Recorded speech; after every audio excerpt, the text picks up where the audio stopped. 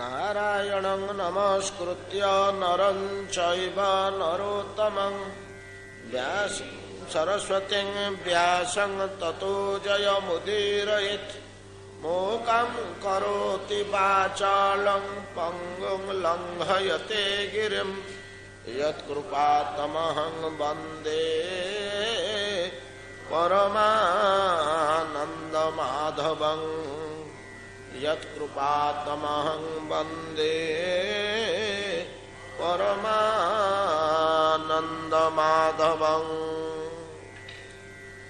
मधुरया गिरा बल्गुवाक्यया बुधमनोज्ञया पुष्करेक्षण विधिकरीर्मा वीरमुह्यति रधरसियुधिनां पाययस्वन। तव कथामृतं तप्तजीवनं कविभिर्णितं कल्मषापहं। श्रवणमङ्गलं श्रीमदाततं भुवि गृह्णन्ति ते भूरिदा जना। प्रहसितं प्रिय प्रेम वीक्षणं विहरणं च ते ध्यानमङ्गलं। रहसि संविदो जाहृदि स्पृशः कुहकनो मनः क्षोभयन्ति। परम प्रेममयी ब्रजगोपीगण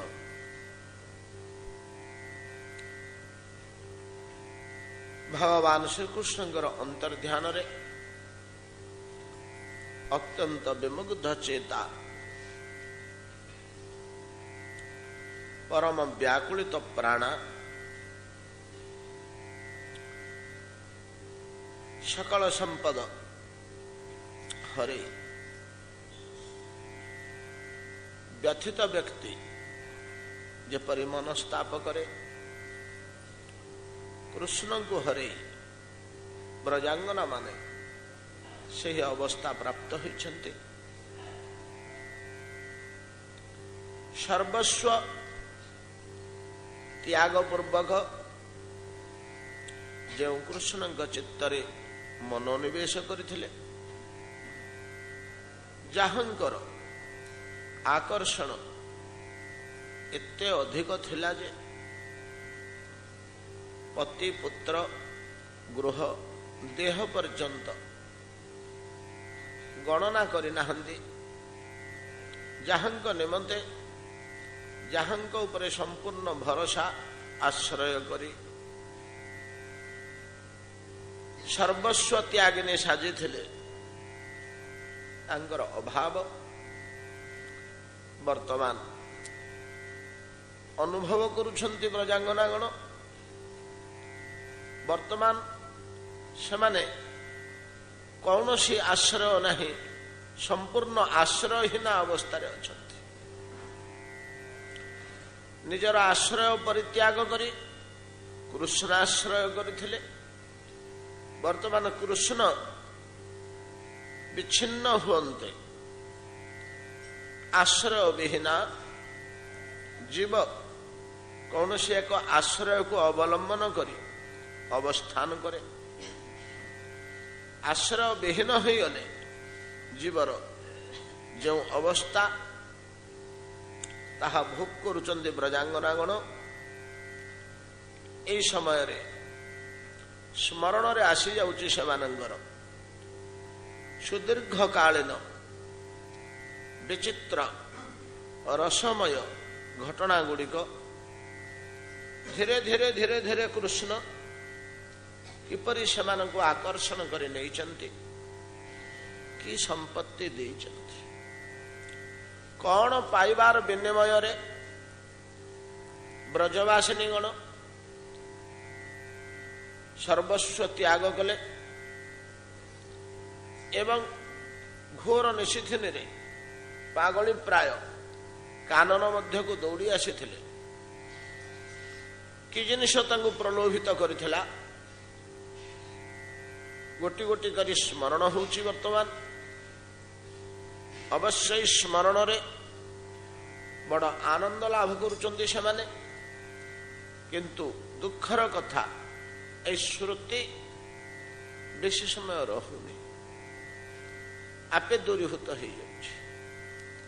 जेते समय से पुरातन श्रुति मनरे पड़ी जाଉଛି सेतिकी समय से मुग्ध चित्तरे विश्व को देह को भूली से आनंद रे तन्मय हो जाउछन्ति, निमग्न हो जाउछन्ति एवं स्वतः श्रुति उद्दीपित हो स्वतः अपसारित हो गले परम जंत्रणा परम दुख भोगुचन्ति जेतेबेले से ध्यान विच्युत हो जाउछि। एणु ब्रजांगना माने कहउचन्ति ते ध्यान मंगलम आम पे से ध्यान टिक कई घणी मंगलमय होइछि। से पुराना कथा गुड़िक स्मरण करवा ही आम पे सुखमय होइछि। वास्तविक से कि सुख एवं दिन को दिन से प्राचीन श्रुति गुड़िक अधिक सुखावह होउछि। जागतिक वस्तु जेपरी उपभोग क्रमे तार स्वाद कमी कमी जाए एठी ता नहीं विपरीत धर्म। पुराना कथा गुड़िक मन पड़ी पड़ी गले दिन को दिन अधिक अधिक अधिक अधिक सुख बोध होउछि। एक कथा कहउचंती ब्रजांगनागण कौन मन पड़ी जाउछि। आज तो नुआ नुहे छोट किशोरी कालरू जेतेबेले आमे जगत संबंधी सामान्य ज्ञान पाई नथिलु ता पूर्वरु श्याम सुंदर तुम आम मानकर मन को मुग्ध कर नहींच। अति शैशव कालरू आमे तुमर हो जाइछु। केतेबेले देह मन प्राण आत्मा तुम पाखरे समर्पित हो जाइछि। तुम दर्शन स्पर्श रे कि पुलकित अवस्था कि परमानंद भोग होइछि सेगुड़िक सब स्मरण होउछि। गोटे गोटे करी कहउछन्ति प्रहसिताननं प्रेम वीक्षणम विहरणंचते ध्यान मंगलम। एगुड़िक सब आमर स्मरण को आसी जाउछि। गतकाली ए परम महनीय श्लोकटी आम माने आलोचना कर सारिचे। प्रहसितं प्रिय तुमर हस प्रहसितं प्रिय प्रेम वीक्षण प्रीति सहकारे चाहि दबा से जो चाहणी वक्र कटाक्ष तथा विहरण तुमर आचरण समूह चते ध्यान मंगलम एतद व्यतीत रहसी संविद सब काली आम गोटे गोटे कर आलोचना करिछे।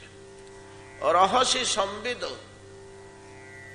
निर्जन स्थान रे मुहूर्तक पाइले तुमर जो परिहास आलाप वक्र उक्ति तथा अंगस्पर्शादि विविध आचरण रहस्य संवेद जा हृदय स्पृश हृदय भीतर को प्रवेश करी जाइछि। अंतःकरण भीतर को प्रवेश करी जाइछि। जा भूली हबार नुहे कौन सी समय एवं हृदय से अवस्था से काल से कार्य को स्मरण करी परम सुख भोग करुछि। हृदय स्पृश कुहक नो मन क्षोभयन्ति किंतु कुहक तुम तुल्य। ए ध्यान गुड़िक मध्य ए श्रुति गुड़िक मध्य तुम धर्मी तुम्हें जेपरी कुहक कपटाचार कुहक दर्शित वस्तु जेपरी तत्काले अत्यंत आनंद प्रदायक हुए संपूर्ण सत्यबोध है आर मुहूर्त उभे जाए ठीक तद्रूप तुम्हें मध्य प्राप्त है परमानंद प्रदान करी उभे जाइच तुम कृत घटना गुड़िक श्रुति रे जागरित होई तद्रूप आपे आपे अपसरी जाउची श्रुति आसी स्मरण रे पहुंची जाउची परमानंद दउची आमे मग्न होई जाउचु कि एक महान सुख रे भासुचु हठात आपे आपे ए श्रुति गुड़िक जेतोले मन रु कुछ ही जाउची लिभि जाउची पुनराय आमे परम दुख भोग करुचु क्षोभयंती तेणु तुमर ये ध्यान गुड़िक ए घटना गुड़िक सुख दबा बदल रे प्रचुर दुख दौरान ये जदि स्मरण न हुआ मने न पड़ता जे आमे जेमती तु था स्मरण को आसुची महासुख प्रदान करुची किछि समय पे पुणी आउ थे आमको दुख सागर रे फेंगी दे अंतरहित हो जाउचे स्मरण कुहक नो मन क्षोभयंती सुखदेव गोस्वामी कि विचित्र व्यक्ति थिले मनस्तात्विकता दृष्टि चिंता कले एपरी गभीर मनोराज्य को प्रवेश करी जने प्रेमीर मनोभाव को अनुध्यान करिबा अनुभव करिबा स्वयं प्रेमी मनीष न हेले बुझी है ना सुखदेव गोस्वामी तुल्य प्रेमी बुद्धि आउ कहीं ना अति निखुण भाव प्रेम जगतर ए विचित्र रीति गुड़िक अनुभव करी व्यक्त करुचंदी भागवत रसरे बुडी जाइचंदी तल्लीन होई गोपी और कृष्णंकर विचित्र लीला विलास परम पावनमय लीला विलास विच्छेद और मिलन माध्यम वर्णना करुचंदी अनुभव कले आमे देखिबा राजपंचाध्यायी मध्यरे मिलन कालीन परमानंद भोग अपेक्षा विच्छेद कालीन रसोदगार मानसिक क्षोभ रे भरपूर ये 5टी अध्याय विप्रलंभ श्रृंगार पराकाष्ठा अधिक मात्रा रे प्रकाश पाई ब्रजांगना माने कहउचंती श्याम सुंदर दुख दबा कि तुमर धर्म सबु प्रकार आमको केवल ज्वाला जंत्रणा प्रदान करुछ तुम्हें सबु प्रकार केते काल धरी केते दुख आउ केते ज्वाला रे आमे सढ़ी सढ़ी आसुचु टिके सुख सामान्य स्पर्श दर्शनादिक परिहास आलापादिक तापरे पुणी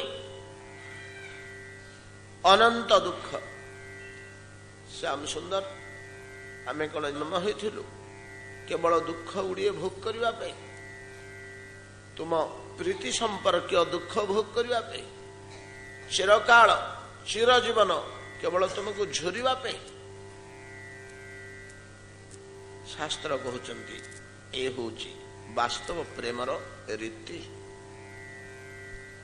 वास्तव प्रेमर ए होची रीति श्रुति और स्मरण रे ही मन को किणी नहीं भगवान को चरण रे थोई दी थाए मन ईश्वर चिंतन रु कृष्ण चिंतन रु फेरी पारे ना कृष्ण प्रेमीर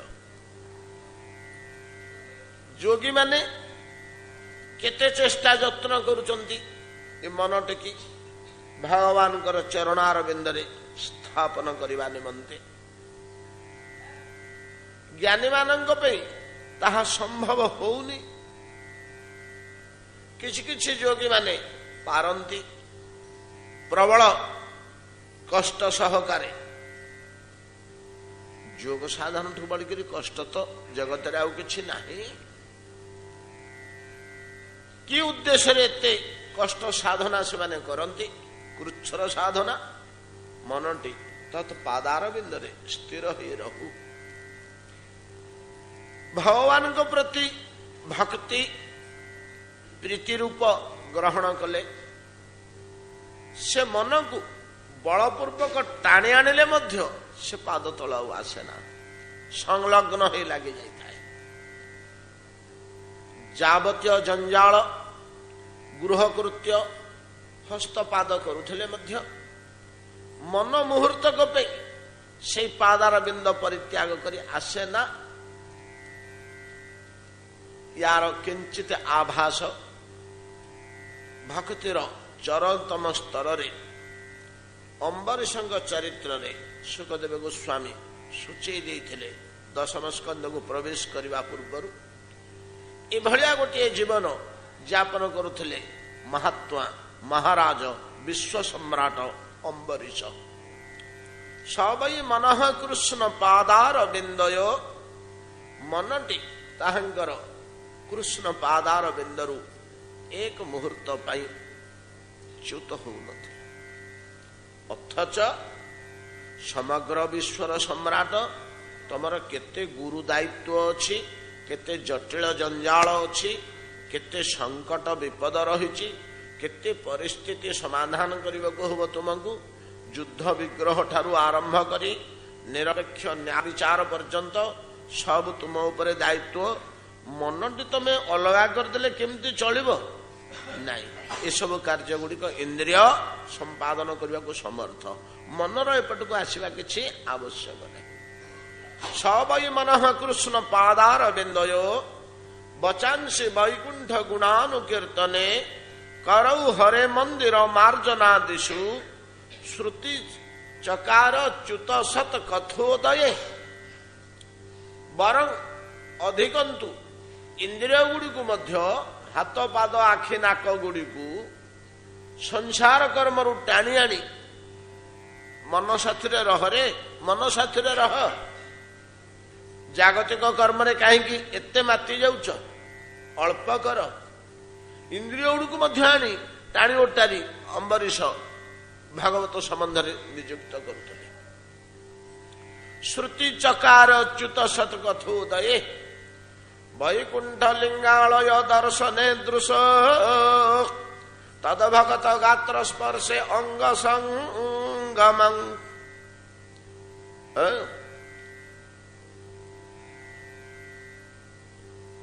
ତଦଭଗତ ଗାତ୍ର ସ୍ପର୍ଶେ ଅଙ୍ଗ ସଙ୍ଗମ।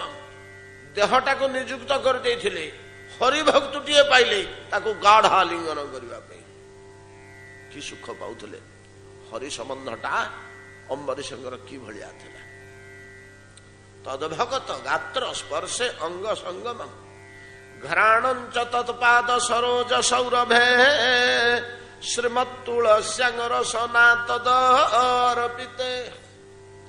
ନାକୁଟିକି କାମରେ ଲଗେଇଥିଲେ ଭଗବାନଙ୍କ ପାଦ ପଦ୍ମରେ ଦିଆ ହେଇଥିବା ଫୁଲ ତୁଳସୀର ସୁଗନ୍ଧ ଆଘ୍ରାଣ କରିବା ପାଇଁ, ଅଙ୍ଗରେ ଲେପିତ ହୋଇଥିବା ଚନ୍ଦନର ଗନ୍ଧ ଆଘ୍ରାଣ କରିବା ପାଇଁ ତାଙ୍କ ନାକ ବାରି ପାରୁଥିଲା। ସେ ଏପରି ଅଭ୍ୟାସ କରିଥିଲେ ଯେ ତାଙ୍କ ନାକ ବାରି ପାରୁଥିଲା। ଆମେ ଯଦି ଦି ପ୍ରକାର ଚନ୍ଦନ ନେଇ ଅମ୍ବରୀଶଙ୍କୁ ଦବା, ଗୋଟିଏ ଚନ୍ଦନ ଘୋରା ହେଇକିରି ଥୁଆ ହେଇଥିଲା, ତାକୁ ଦେଇଦେଲୁ ଅମ୍ବରୀଶଙ୍କୁ ନେଇକିରି। ସେଇ ଚନ୍ଦନରୁ କିଛି ଠାକୁରଙ୍କ ଜଗନ୍ନାଥଙ୍କ ଦେହରେ ବୋଳା ହେଇଥିଲା, ତାକୁ ପୁଛିକି ଦେଇଦେଲୁ ଦିଟା ଯାକ। ସେ ଶୁଙ୍ଘିକିରି କହିଦେବେ ଏଇଟା ଦିଅଙ୍କ ଦେହରେ ଲାଗିଥିଲା, ଏଇଟା ଦିଅଙ୍କ ଦେହରେ ଲାଗିନି। ଘ୍ରାଣଞ୍ଚ ତତ୍ପାଦ ସରୋଜ ସୌରଭେ ଶ୍ରୀମତ ତୁଳସ୍ୟାଂ। ତୁଳସୀ ଯୋଡ଼ିଏ କିମ୍ବା ଫୁଲ ଯୋଡ଼ିଏ ଗୋଟିଏ ଭୋଗ ହେଇଛି, ଦିଅଙ୍କ ଦେହକୁ ଲାଗିଛି, ଛୁଇଁଛି, ଆଉ ଟିକେ ଦିଅଙ୍କ ଦେହ ଲାଗିନି, ଗଛରୁ ତୋଳା ହେଇଛି, ଅଲଗା କରି ନେଇ ଥୋଇଦେଲେ ସେ ବାରି ପାରୁଥିଲେ। ଏଟା ଦିଅଙ୍କୁ ଦିଆ ହେଇନି ରେ, ପ୍ରସାଦୀ ହେଇନି। କେମିତି ତମେ ଜାଣିଲ? ଦିଅ ଗନ୍ଧ ଏଟାରୁ ବାହାରୁନି, ଖାଲି ଫୁଲ ଗନ୍ଧ ବାହାରୁଛି। ଫୁଲ ଗନ୍ଧ ସାଥିରେ ଗୋଟେ ଦିଅଙ୍କ ଗନ୍ଧ ତାଙ୍କ ନାକ ବାରି ପାରୁଥିଲା, ଯୋଉଟା ଆମ ନାକ ବାରି ପାରିବନି, ଯୋଉଟା ଆମ ନାକ ବାରି ପାରିବନି।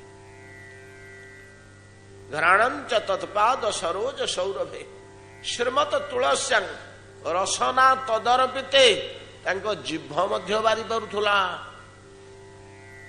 ତାଙ୍କ ଜିଭ ମଧ୍ୟ ବାରି ପାରୁଥିଲା। ସୁନ୍ଦର ସୁସ୍ୱାଦୁ ପାୟସାନ୍ନ 5ଟି ଓଳିରେ ବାଢି ଜଗନ୍ନାଥଙ୍କ ପାଖରେ ଗୋଟିଏ ଭୋଗ ହେଲା, ରାଧାକୃଷ୍ଣ ମନ୍ଦିରରେ ଗୋଟିଏ ଭୋଗ ହେଲା, ନୃସିଂହଙ୍କ ପାଖରେ ଗୋଟିଏ ଭୋଗ ହେଲା, ଆଉ ଯୋଡ଼ିଏ ଭୋଗ ହେଇନି ସେଠି ଥୁଆ ହେଇଛି। 5ଟି ନେଇ ଥୋଇଦେଲେ ଆମେ ମିଶାମିଶି କରି ଅମ୍ବରୀଶଙ୍କ ପାଖରେ।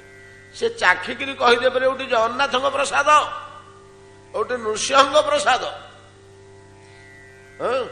এইটা ভোগ হয়নি কোটি অপ্রসাদটা, দেব সম্বন্ধটা তাঙ্ক ইন্দ্রিয় মানে ধরি পারুথিবে, সব অভ্যাস উপরে নির্ভর করে।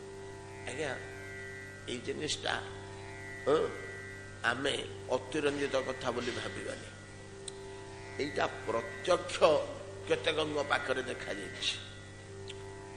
আমার জন্মস্থান খল্লিকোট নিকটরে সকলেশ্বর ମହାଦେବ ବୋଲି ଗୋଟିଏ ମନ୍ଦିର ଅଛି। ନିର୍ଜନ ସ୍ଥାନରେ, ଗାଁ ଗଣ୍ଡା ଟିକେ ଦୂରରେ ଅଛି, ପାହାଡ଼ ସ୍ଥାନଟି ପ୍ରସିଦ୍ଧ। କୌଣସି ଗାଭୀ ସେ ଛୋଟିଆ ପାହାଡ଼ ଭଳିଆ ପଥୁରିଆ ଜାଗା, ଉଚ୍ଚା ଉଚ୍ଚା ପାହାଡ଼ ସବୁ ରହିଛି, ଅଳ୍ପ ଉଚ୍ଚା। ତା ଭିତରେ ଗାଈମାନେ ଚରନ୍ତି। ଗଉଡ଼ ଲକ୍ଷ୍ୟ କଲା ଯେ ସବୁଦିନ ଗୋଟେ ଗାଈ ଲାଇନରେ ଯାଉଛି, ପୁଣି ସିଆଡ଼ୁ କିଛି ସମୟ ପରେ ଫେରୁଛି।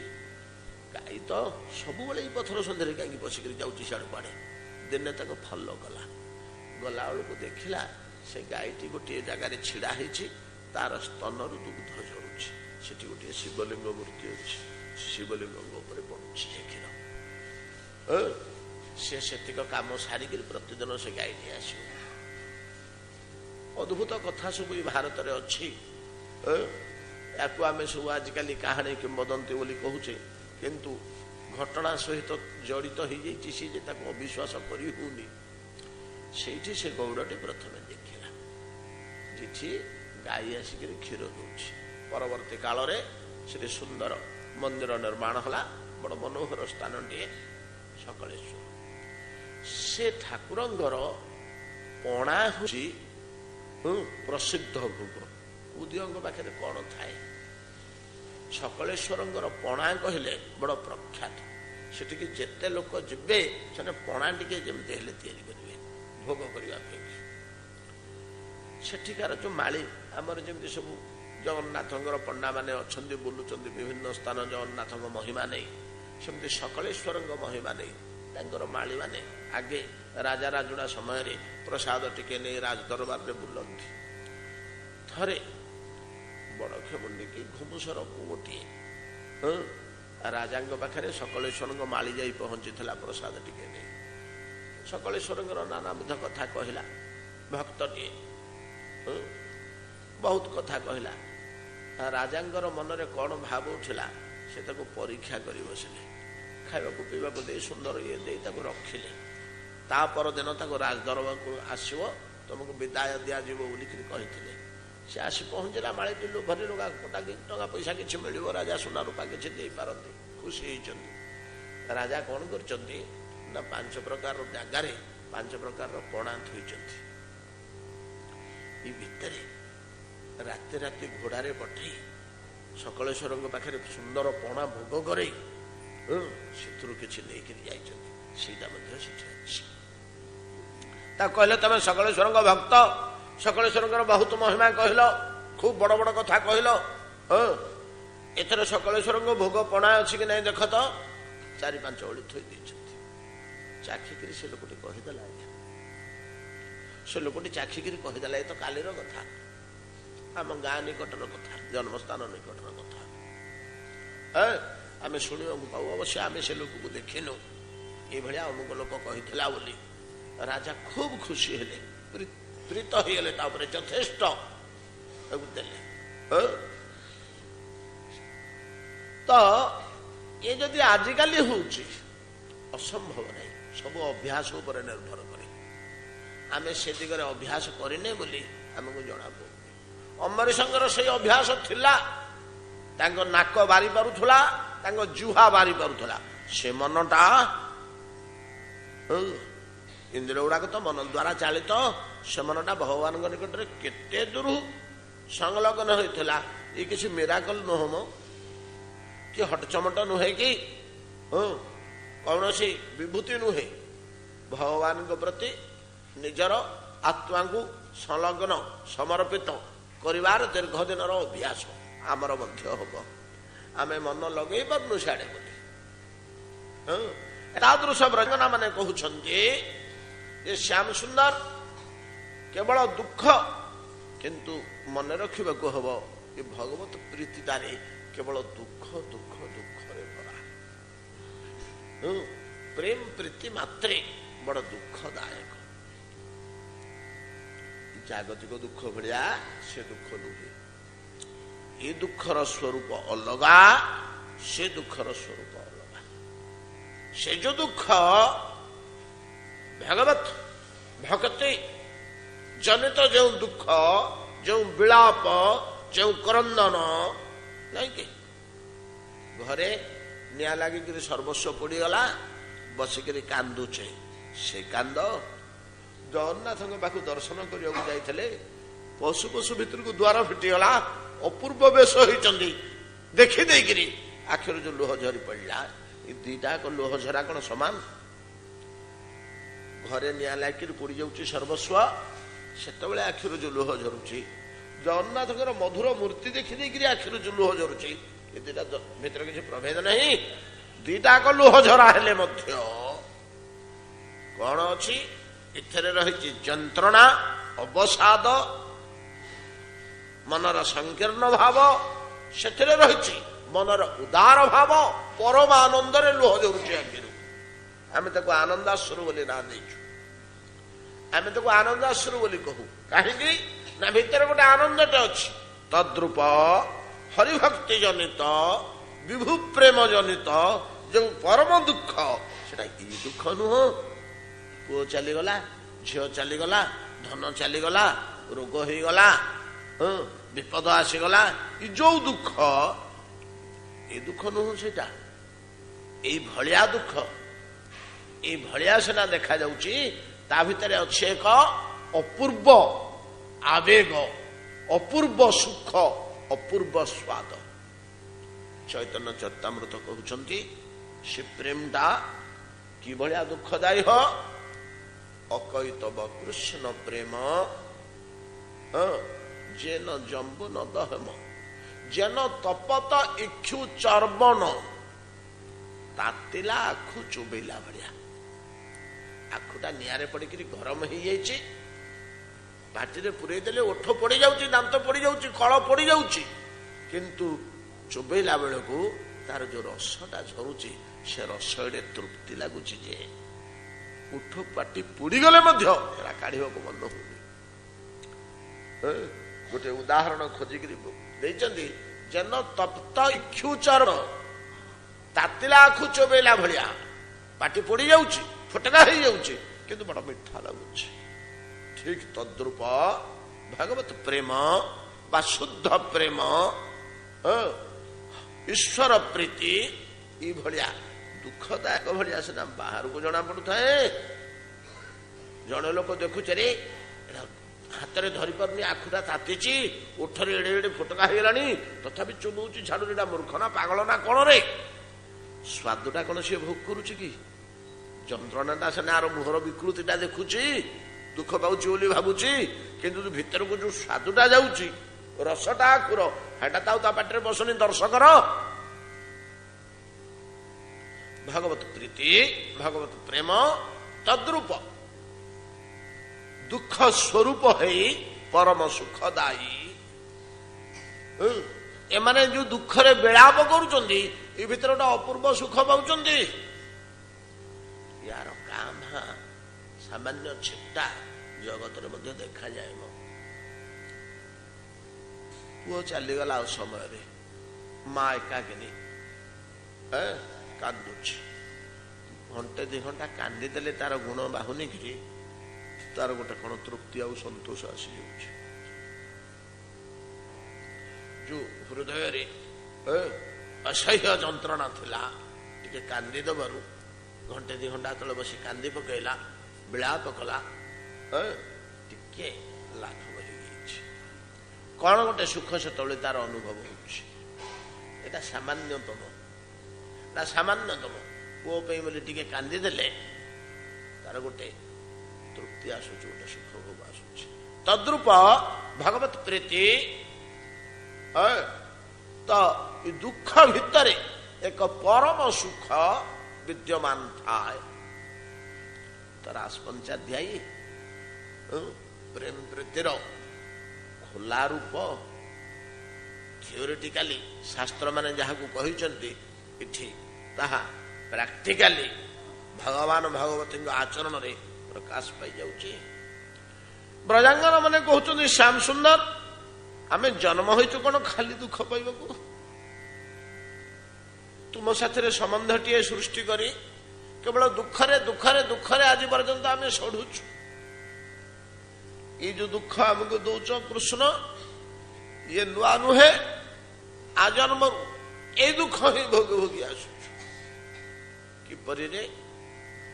ଏବେ ସିନା ତମର ବିଚ୍ଛେଦ ହେଇଗଲା, ବ୍ରଜରେ ତ କୃଷ୍ଣଙ୍କ ସହ ତୁମେ କାତପାତ କଲ, ପ୍ରତିଦିନ ଦେଖା ହଉଥିଲା, ହସ ଖୁସି ହଉଥିଲା, କଥାବସା ହଉଥିଲା, କେତେ ଜଳକ୍ରୀଡ଼ା, କେତେ କୁସୁମ ଚୟନ, କେତେ ବନ ବିହାର, କେତେ କୌତୁକ, କେତେ ଦୋଳି ଖେଳ, କେତେ କଣ ହେଇଛି।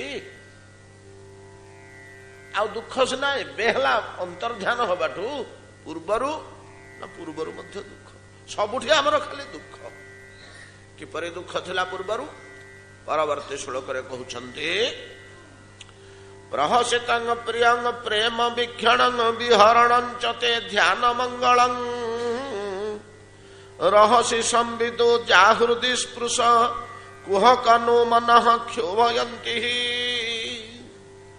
ଚଳସି ଯତ ବ୍ରଜାତ ଚାରୟନ ପଶୁନ ନଳିନ ସୁନ୍ଦରଂ ନାଥତେ ପଦଂ ଶିଳ ତୃଣାଙ୍କୁରೈ ସିଦତି ନଃ କଲିଳ ତାଙ୍ଗ ମନଃ କାନ୍ତ ଗଚ୍ଛତି। କାଲି ଆମେ ଆଲୋଚନା କରୁଥିଲେ ଯେ ଫେରେ ଏଠି କାନ୍ତ ବୋଲି ସମ୍ବୋଧନ କଲେଣି। ଫେରେ ବ୍ରଜାଙ୍ଗନା ମାନେ ସର୍ବାନ୍ତକରଣରେ କୃଷ୍ଣଙ୍କୁ ପତି ରୂପେ ଗ୍ରହଣ କରି ଯାଇଥିବା ବ୍ରଜବାସିନୀ ଗଣ ପୁନର୍ବାର କାନ୍ତ ବୋଲି ସମ୍ବୋଧନ କଲେଣି। এই ସମ୍ବୋଧନଟି ରସ ଜଗତରେ ବଡ ବୈଚିତ୍ର୍ୟ। ହୀରାଟି ଯେମିତି ଜ୍ୟୋତି ବିକିରଣ କରେ, ରସ ରାଜ୍ୟରେ ଏ କାନ୍ତ ସମ୍ବୋଧନ ପଦଟି ସେମିତି ଅପୂର୍ବ ରସୋଦ୍ଗାର କରି ପକାଏ। କାନ୍ତ ଶବ୍ଦ ପୁନର୍ବାର ସମ୍ବୋଧନ ପୂର୍ବକ ବ୍ରଜାଙ୍ଗନା ମାନେ କହୁଛନ୍ତି, ଦେଖ ଚିରକାଳ ଦୁଃଖ ହିଁ ଆମର ସହଚର। ଆଜି ନୂଆ ନୁହେଁ, ବୁଦ୍ଧି ହେଲା ଦିନଠୁ ତୁମ ସମ୍ବନ୍ଧୀୟ କେବଳ ଦୁଃଖ ଦୁଃଖ ଦୁଃଖ ପାଇ ଆସିଛୁ। କିପରି? ଶ୍ୟାମ ସୁନ୍ଦର ସକାଳୁ ଉଠିଲେ ସାଙ୍ଗମାନେ ଯାଇ ତମ ଘର ପାଖରେ ପହଞ୍ଚି ଯାଆନ୍ତି, ତୁମକୁ ଡାକନ୍ତି, ନେହା ଭାଇ ଆଜି ବାବା ଛୁରୀ ଚରେଇବାକୁ। ତୁମେ ସେଜରୁ ଉଠି ନଥାଅ। ମା କରନ୍ତି, ଆରେ କାହ୍ନୁ ଉଠୁ ଉଠୁ। କେତେ ସୁନ୍ଦର ସୁନ୍ଦର ସବୁ କଥା ଆମର ଲୋକଗୀତରେ ରହିଛି, ନାଇଁ କି? କେଡେ ମଧୁର ମଧୁର କବିତା ସବୁ ରଚନା କରିଛନ୍ତି ରସିକ କବିଗଣ। ମା ଉଠଉଛନ୍ତି, ଶ୍ରୀକୃଷ୍ଣଙ୍କୁ ଉଠଉଛନ୍ତି। ତୋର ସାଙ୍ଗସାଥି ମାନେ ଆସି ଡାକିଲେଣି, ଉଠୁ ଯିବୁ। ବଡ ସୁନ୍ଦର ଭାବରେ ବିଦଗ୍ଧ ଚିନ୍ତାମଣିରେ ବର୍ଣ୍ଣନା କରିଛନ୍ତି। ସାଙ୍ଗମାନେ ଦେଖିଲେ ମା ଡାକିଲେ ମଧ୍ୟ ହଁ ହଁ କରୁଛନ୍ତି। ହଁ ଉଠୁଚିଲ, ଉଠୁଛି ପରା। ଏପଟକୁ ଗଡ଼ିଲେ ସେପଟକୁ ଗଡ଼ିଲେ, ଆଖି ଖୋଲୁ ନାହାନ୍ତି ଶ୍ୟାମ ସୁନ୍ଦର। ସାଙ୍ଗମାନେ ଦେଖିଲେ କେତେ ସମୟ ଅପେକ୍ଷା କରିବ, କୃଷ୍ଣ ଶୀଘ୍ର ଉଠୁ, ନହେଲେ ତୋର ଗୁଣ ସବୁ କହିଦେବୁଟି ମାଙ୍କୁ। ଭୂମାତ ଘନ ଶ୍ୟାମ ସର୍ବଦା କରେ ବିଟପି ମଣ୍ଡନ ଗೋ ଘନର ସେ ସାରେ ଦିନ ଜନନୀ ଗୋ। ମଧୁମଙ୍ଗଳ କହିଦେଲେ ମା ବଣକୁ ଗଲେ ଇଏ ନାନା କୁକର୍ମ କରୁଛି। କଣ କରୁଛି ରେ ଶୁଭ ମଧୁମଙ୍ଗଳ କଣ କରୁଛି ବଣରେ ଯାଇ? ସେ ତ ଦିନାକ ବଣକୁ ଛାଡି ଦଉଛି, ତାଙ୍କ ହୃଦୟ ଜଳୁଛି କଣ ନାହିଁ ଜାଣିପାରୁନାହାନ୍ତି। ମା ଗଛରେ ଚଢୁଛି, ବିଟପି ମଣ୍ଡନ ଯୋଡ଼ିଏ ଯୋଡ଼ିଏ ଅର୍ଥ ଅଛି। ଏ ସମ୍ପୂର୍ଣ୍ଣ ଛାନ୍ଦଟିର ଦୁଇଟି ଅର୍ଥ ଅଛି। ଘନର ସେ ସାରେ ଦିନ, ଆମେ ଗୋରୁ ଚରେଇ ଚରେଇ ବାଛୁରୀ ଚରେଇ ଚରେଇ ମରୁଛୁ। ଘନ ଗଭୀର ଜଳରେ ଇଏ ଖାଲି ବୁଡୁଛି। ରସ କହିଲେ ଜଳ, ଘନ ଗଭୀର, ଦୁଇଟି ଅର୍ଥ ଅଛି। ଏମିତି ଅନେକ ଗୁଡ଼ିଏ ପଦ କହିଛନ୍ତି। ଯାହା ହଉ ଏସବୁ ଶବ୍ଦ ଶୁଣି ସାରିଲା ପରେ ରସମୟ ପ୍ରଭୁ ରସର ଆଭାସ ନ ପାଇଲେ କି ସହଜେ ଉଠିବେ? ରସର ଆହ୍ୱାନ ହିଁ ତାଙ୍କୁ ସୁପ୍ତ ଅବସ୍ଥାରୁ ଜାଗ୍ରତ କରିପାରେ। ରସ ବୈଶ ଉଠିବେ। ମାଙ୍କ ପାଖରେ ଅଳିକ ଟାଳ କଲେ।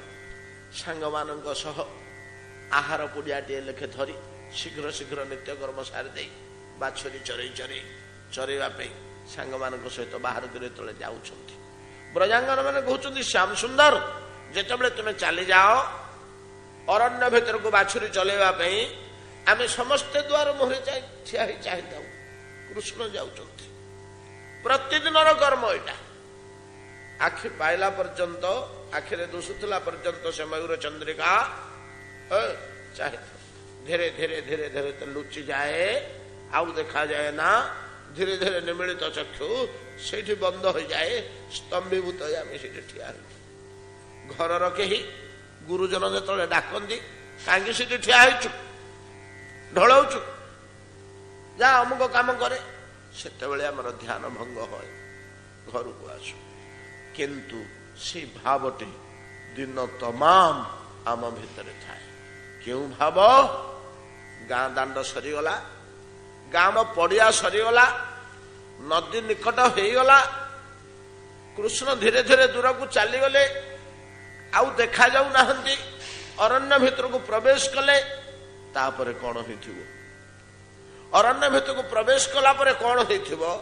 ସେଇ ଚିନ୍ତାରେ ଆମେ ଦିନ ତମାମ ନା ଆହାର, ନା ନିଦ୍ରା, ନା ଶାନ୍ତି, ଗୋଟିଏ ଚିନ୍ତା ହିଁ ମନ ଭିତରେ ଆମ ରହିଲା। ଦିନ ତମାମ କେବଳ ଆମେ ଦୁଃଖିନୀ ହେଇ ରହିଲୁ। ଗୋଟିଏ ଦୃଶ୍ୟ ଆମ ଆଖିରେ ନାଚି ଯାଉଥାଏ। ନିଜର ଅନୁଭୂତି କହୁଛନ୍ତି କଣ? ଚଳସି ଯତ ବ୍ରଜାତ ଚାରୟନ ପଶୁନ ନଳିନ ସୁନ୍ଦରଂ ନାଥତେ ପଦଂ ଶିଳ ତୃଣାଙ୍କୁରୈ ସିଦତି ତିନ କଲିଳ ତାଙ୍ଗ ମନଃ କାନ୍ତ ଗଚ୍ଛତି ତ୍ୱଂ ଯତ୍ ବ୍ରଜାତ ପଶୁନ ଚାରୟନ ଚଳସି ଗଚ୍ଛସି। ତୁମେ ଯେତେବେଳେ ବାଛୁରୀ ମାନଙ୍କ ପଛରେ ପଶୁଚାରଣ କରିବା ନିମନ୍ତେ, ବାଛୁରୀ ଚରେଇବା ନିମନ୍ତେ ବ୍ରଜରୁ ବାହାରି ଧୀରେ ଧୀରେ ଅରଣ୍ୟ ଭିତରେ ପ୍ରବେଶ କରି ଯାଅ, ସେତିକି ବେଳେ ଆମ ଆଖିରେ, ଆମ ହୃଦୟରେ କେବଳ ଗୋଟିଏ ଦୃଶ୍ୟ, ଗୋଟିଏ ଘଟଣା ହିଁ ବ୍ୟଥିତ କରୁଥାଏ ମନକୁ। ତାହା କଣ? ଶ୍ୟାମ ସୁନ୍ଦର, ତୁମ ପାଦ ଯୋଡ଼ିକ, ତୁମ ପାଦ ଯୋଡ଼ିକ କୀଦୃଶ ପାଦ? ନା ନଳିନ ସୁନ୍ଦରମ ନାଥ ତେ ପଦମ୍। ହେ ନାଥ, ତେ ପଦମ୍, ତୁମ ପାଦ ଯୋଡ଼ିକ କିଭଳିଆ ଦେଖିବାକୁ? ନଳିନ ସୁନ୍ଦର, ନଳିନ ପଦ୍ମ, ପଦ୍ମ ତୁଲ୍ୟ ଈଶଲ ଲାଲ ବର୍ଣ୍ଣ ତଥା ପଦ୍ମ ପାଖୁଡା ତୁଲ୍ୟ ଅତ୍ୟନ୍ତ କୋମଳ। ପୂର୍ବରୁ ଆମେ ଆଲୋଚନା କରିଛେ, ପୂର୍ବେ କହିଛନ୍ତି ବ୍ରଜାଙ୍ଗନା ମାନେ ଭଗବାନଙ୍କର ପାଦ ଠାରୁ ମସ୍ତକ ପର୍ଯ୍ୟନ୍ତ ସମସ୍ତ ଅଙ୍ଗ ପ୍ରତ୍ୟଙ୍ଗରେ ବଡ ଲୋଭ ବ୍ରଜାଙ୍ଗନ ମାନଙ୍କର କେଉଁ ଅଙ୍ଗରେ? ଚରଣ ଯୋଡ଼ିକରେ, ପାଦ ଯୋଡ଼ିକରେ ବେଶୀ ଲୋଭ। ପାଦ ଦୁଇଟିକେ ବ୍ରଜାଙ୍ଗନା ମାନେ ଯେତେ ଲୋଭ କରନ୍ତି, କାହିଁକି? ଭଗବାନଙ୍କର ତ କି ସୁନ୍ଦର ହାତ, କି ସୁନ୍ଦର ଗଣ୍ଡମଣ୍ଡଳ, କି ସୁନ୍ଦର କପୋଳ, ପ୍ରଶସ୍ତ ବକ୍ଷ, କି ସୁନ୍ଦର ପଦ୍ମ ପଲାଶ ତୁଲ୍ୟ ଉଦର, କୌଣସି ଅଙ୍ଗ ତାଙ୍କର ଏତେ ପ୍ରିୟ ନ ହେଇ ପାଦ ଯୋଡିକ କାହିଁକି ଏତେ ପ୍ରିୟ? କାରଣ ହେଉଛି ଏମାନେ ଗୋପୀ ଦେହ ପ୍ରାପ୍ତ ହେବା ପୂର୍ବରୁ ତ ଯଥେଷ୍ଟ ସାଧନ କରିଛନ୍ତି। କି ଦେହରେ ଥିଲେ? ମୁନି ଦେହରେ ଥିଲେ। ମୁନି ଦେହରେ ଥିଲେ, ମୁନି ଋଷି ଦେହରେ ଥିଲେ। ଏବଂ କେତେ କାଳ ଯେ ମାନେ ତପସ୍ୟା କରିଛନ୍ତି, ଭଜନ ସାଧନ କରିଛନ୍ତି, ତାର କିଛି ସୀମା ଅଛି କି? କିଏ କେତେ ଦିନ କରିଛି କହିହେବନି, କିଏ କେତେ ଦିନ କରିଛି କହିହେବନି, ଏବଂ କିଏ କୋଉ ବାଟେ ଆସିଛି ତା ମଧ୍ୟ କହିହେବନି। ଏ ଗୋପୀ ଆସନକୁ କିଏ କୋଉ ବାଟେ ଆସିଛି? ସତ୍ସଙ୍ଗ ବଳରେ କିଏ ପଳେଇ ଆସିଛି, ଶାସ୍ତ୍ର ବଳରେ କିଏ ପଳେଇ ଆସିଛି। କିନ୍ତୁ ଏଠିକି ଆସିବାର ସବୁଠୁ ବଡ କୌଶଳ ହଉଛି ଲୋଭ। ଲୋଭଟା କି ଉପାୟରେ କାହା ହୃଦୟରେ ସୃଷ୍ଟି ହେଇଛି? ଶାସ୍ତ୍ର କହୁଛନ୍ତି ହରି ଭକ୍ତି ପାଇଁକି କଣ ଦରକାର? ବେଶୀ ବେଶୀ ଦରକାର ଲୋଭ। ଯେମିତି ଆମର ଧନ ସମ୍ପତ୍ତି ପୁତ୍ର କନ୍ୟା ପ୍ରତି ଲୋଭ, ସେମିତି ଅତିରିକ୍ତ ଲୋଭ ଦରକାର। ଲୋଭଟା ଯଦି ତୀବ୍ର ହବ, ଲୋଭ କହିଲେ ଆମେ ବୁଝୁଛେ ଧନ ଲୋଭ, ପୁତ୍ର ଲୋଭ, ଗୃହ ଲୋଭ, ସମ୍ମାନ ଲୋଭ, ଆମର ସବୁ ରହିଛି। ଲୋଭ କହିଲେ ଯାହା ସ୍ପଷ୍ଟ ଭାବରେ ରସଶାସ୍ତ୍ର କହୁଛନ୍ତି ଖାଲି ଲୋଭ, ତମେ ଆଉ କିଛି କରନି। ଖାଲି ଲୋଭଟା ତମର କେତେ ଦୂର ହେଇଛି? ଯଦି ଅନ୍ତଃକରଣରେ ଭଗବତ ପ୍ରୀତି ନିମନ୍ତେ ଲୋଭ ନାହିଁ, ତମେ ଯଥେଷ୍ଟ ସାଧନ କରୁଛ, ଭକ୍ତି ମିଳିବନି। ଭକ୍ତିର ଉପାୟ ହଉଛି ଭକ୍ତି ପାଇବା ପାଇଁ ଲୋଭ। ଯାହାର କେତେ ଦୂର ଲୋଭ, ଯାହାର ତୀବ୍ର ଲୋଭ, ସେ ଶୀଘ୍ର ପାଇଯାଉଛି। ଏ ଯୋଉ ଲୋଭଟି, ଏ ଲୋଭଟା କାହାର କେମିତି ସୃଷ୍ଟି ହେଇଛି? କିଏ ସେ ଶାସ୍ତ୍ରରୁ ପଢି ପଢି ଭଗବାନଙ୍କର ମହିମା, ଭଗବାନଙ୍କର ଗୁଣ, ଭଗବାନଙ୍କର ରୂପକୁ ଯେତେବେଳେ ଜାଣି ପକେଇଲା, ତାର ଲୋଭ ଆସିଲା, ମୁଁ କେମିତି ଟିକେ ପାଆନ୍ତି, ଏ ସମ୍ପତ୍ତି ମୁଁ କେମିତି ଟିକେ ପାଆନ୍ତି। ନାଇଁ କି?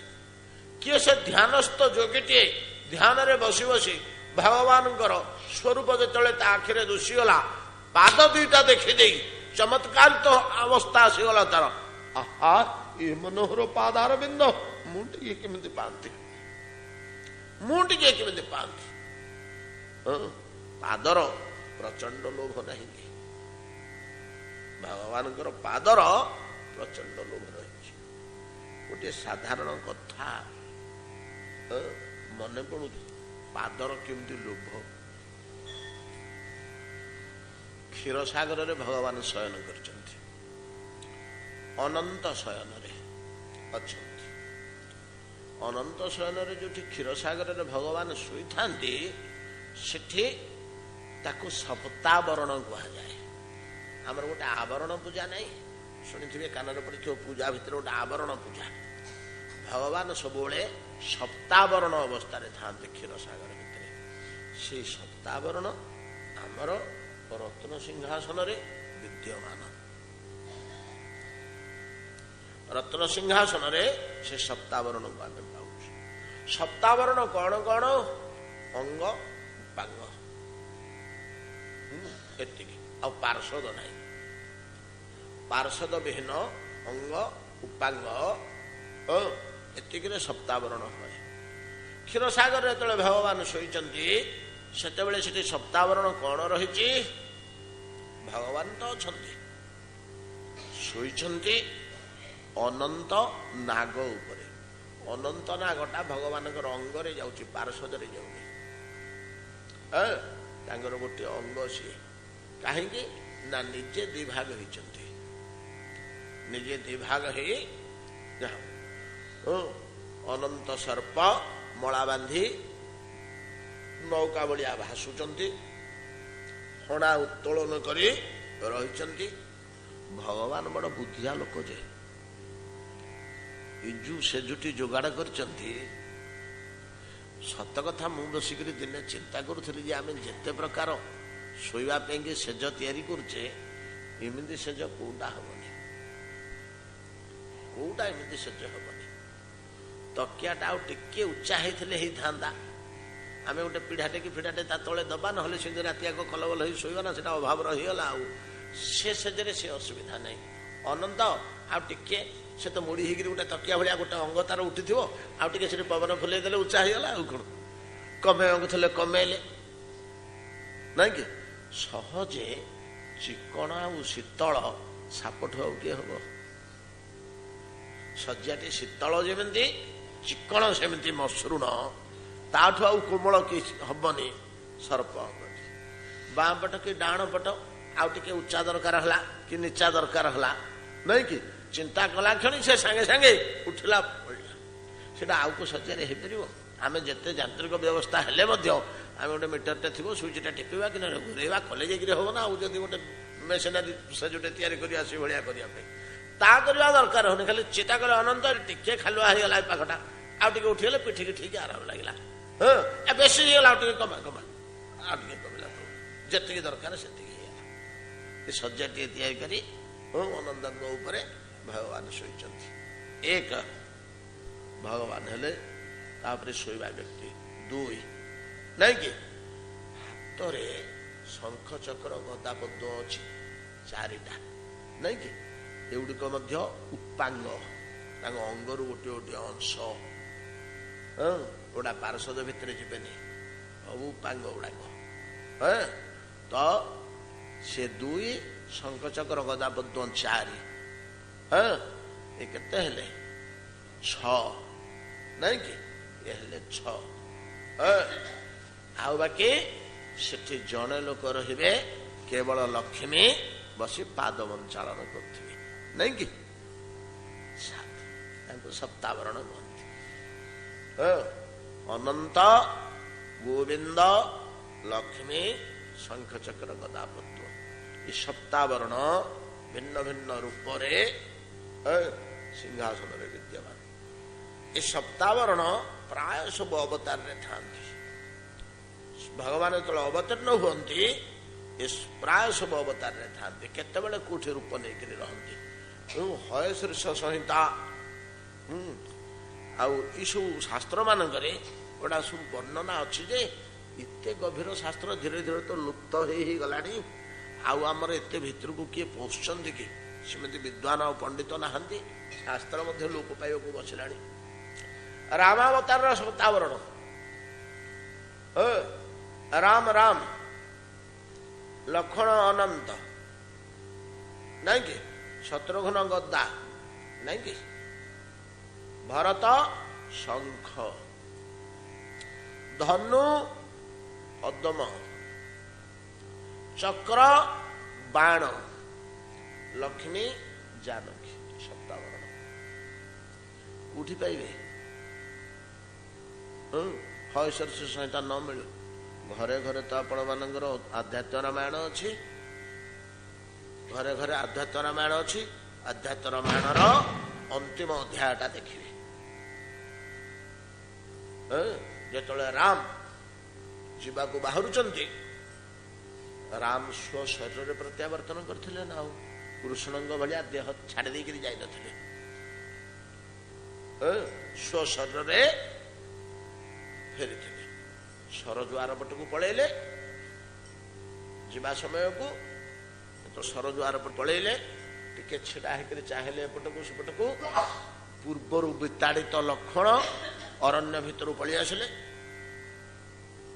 ଲକ୍ଷ୍ମଣ ଆସିବା ପୂର୍ବରୁ ଗୋଟିଏ ଘଟଣା ହେଲା। ପିତାମହ ପ୍ରାର୍ଥନୟା ସ ରାମ ପଶ୍ୟେଚ୍ଛୁ ଦେବେଷୁ ମହାପ୍ରକାଶ। ବ୍ୟାସଦେବଙ୍କ ରଚନା ତ ଅଧ୍ୟାତ୍ମ ରାମାୟଣ। ଯେମିତି ସରଜୁଆର ପଟକୁ ଗଲେ ସବୁ ଦେବତା ମାନେ ଭଗବାନଙ୍କର ପ୍ରତ୍ୟାବର୍ତ୍ତନ ଦର୍ଶନ କରିବାକୁ ଅଛନ୍ତି। ଆକାଶରେ ବ୍ରହ୍ମା ସ୍ତବ କରୁଥିଲେ, କହିଲେ ପ୍ରଭୁ ମର୍ତ୍ତରେ ଟିକେ ଆପଣଙ୍କର ମହାପ୍ରକାଶ ଦେଖନ୍ତୁ, ବଡ ଇଚ୍ଛା ହଉଛି। ଆମେ ତ ଆପଣଙ୍କର ମହାପ୍ରକାଶ ଦେଖିପାରୁନୁ।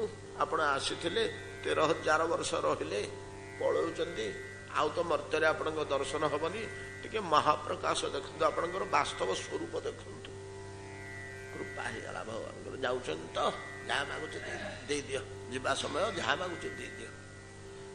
ଯୋଉ ମୁହୂର୍ତ୍ତରେ ରାମଙ୍କର ଇଚ୍ଛା ହେଲା ଲକ୍ଷ୍ମଣ ବାହାରି ଆସିଲେ ଅରଣ୍ୟ ଭିତରୁ। ସେ ପୂର୍ବରୁ ବିତାଡ଼ିତ ହେଇଯାଇନଥିଲେ କି ଆସିଲେ ଆସି ଶେଷ ବଭୁବେଶ୍ୱର ତଳ୍ପଭୂତ ସୌମିତ୍ରେ ଅତ୍ୟଦ୍ଭୁତ ଭୋଗଧାରୀ। ଶେଷ ବଭୁବେଶ୍ୱର ତଳ୍ପଭୂତ ଶେଷ ଅନନ୍ତ ନାଗ ରୂପ ଧାରଣ କରି ସୌମିତ୍ରୀ ଈଶ୍ୱରସ୍ୟ ତଳ୍ପଭୂତ ବଭୂବୁ। ତଳ୍ପ କହିଲେ ଶଯ୍ୟା, ତଳ୍ପଭୂତ ଶଯ୍ୟା ତୁଲ୍ୟ ବଭୂବୁ ହେଲେ କିଏ ସେ ନା ସୌମିତ୍ରୀ। କେମିତି ଶଯ୍ୟା ହେଲେ ହୋ ନା ଅତ୍ୟଦ୍ଭୁତ ଭୋଗଧାରୀ ଛତ୍ର ସମେତ ପଲଙ୍ଗ ଛତ୍ର ପଲଙ୍ଗ କହନ୍ତିନି ଛତ୍ର ପଲଙ୍ଗ ବୋଲି ଯୋଉ ପଲଙ୍ଗର ଅଗ୍ରଭାଗରେ ଛତ୍ର ରହିଥିବ ତାକୁ ଛତ୍ର ପଲଙ୍ଗ କୁହାଯାଏ। ଖାଲି ପଲଙ୍ଗରେ ଆମେ ଶୋଇ ପଡୁଛେ, ପଲଙ୍ଗର ମସ୍ତକ ଦିଗରେ ଗୋଟେ ଛତ୍ର ପଲଙ୍ଗ ଉପରକୁ ଛାଇ କରିକି ରହିଥିବ, ଏଟାକୁ ଛତ୍ର ପଲଙ୍ଗ କହନ୍ତି। ଭଗବାନ ଏଇଭଳିଆ ପଲଙ୍ଗରେ ଶୟନ କରନ୍ତି ଛତ୍ର ପଲଙ୍ଗ। ଏଟା ଦେବଭୋଗ୍ୟ ପଦାର୍ଥ। ଭୋଗ ଅର୍ଥାତ ସାପର ଫଣାକୁ ଭୋଗ କୁହାଯାଏ। ତେଣୁ ସାପର ଗୋଟେ ନାଁ ହଉଛି ଭୋଗୀ। ସାପର ଗୋଟେ ନାଁ ହଉଛି ଭୋଗୀ, ଭୋଗ ଥିବାରୁ ଭୋଗୀ। କବି ସୂର୍ଯ୍ୟ ଗାଳି ଦଉଛନ୍ତି ଯେତେବେଳେ ଜଗନ୍ନାଥଙ୍କୁ, ତମ ଭଳିଆ ଭୋଗୀ କିଏ ଅଛି ହୋ ଆଉ? ଯେ ଭୋଗୀ ବୋଇଲେ କଣ ରେ କବି ସୂର୍ଯ୍ୟ? ନା ଆଜ୍ଞା ଯେ ଗୁଡେ ଭୋଗ କରୁଛି ସେ ଭୋଗୀ, ଯାର ଫଣା ଅଛି ଭୋଗ ଅଛି ସେ ଭୋଗୀ। ତୁମେ ସାପ ହୋଇକିରି ମୋ ପତ୍ନୀ କି ମାରିଛ। ସର୍ପଜନାନେ ୟା କହୁଛନ୍ତି ନା ଆଉ। କବଳ କର ପ୍ରାଣ ପବନ ମାନୁ ସବୁ ରିହି ମହାପ୍ରଭୁ ଆଉ। କାଳ ସର୍ପ ଆପଣ, କାଳ ସର୍ପ ଆପଣ କବଳ କର ପ୍ରାଣ ପବନ ମାନଙ୍କୁ ସବୁରି। ଯାହା ହଉ ତ ଯେତେବେଳେ ସୌମିତ୍ରୀ ଲକ୍ଷ୍ମଣ ଗୋଟେ ଇଏ ହେଇଗଲେ କଣ ତଳ୍ପଭୂତ, ସାଙ୍ଗେ ସାଙ୍ଗେ ଭରତ ସେଠି ଛିଡା ହେଇଥିଲେ ତ ଭଗବାନ ଯାଇକିରି ତାପରେ ଟିକେ ଶୋଇ ପଡିଲେ। ବହୁତ ଦିନ ହେଲା ତ ଶୋଇନଥିଲେ ଏଇ ସେଜରେ, ତାଙ୍କର ଓରିଜିନାଲ ସେଜ ଏଇଟା। ଇଏ ପଜା କଣ ଆଉ କୋଉଠି ଅଛି କି? ଏ ସେଜର ଆନନ୍ଦ।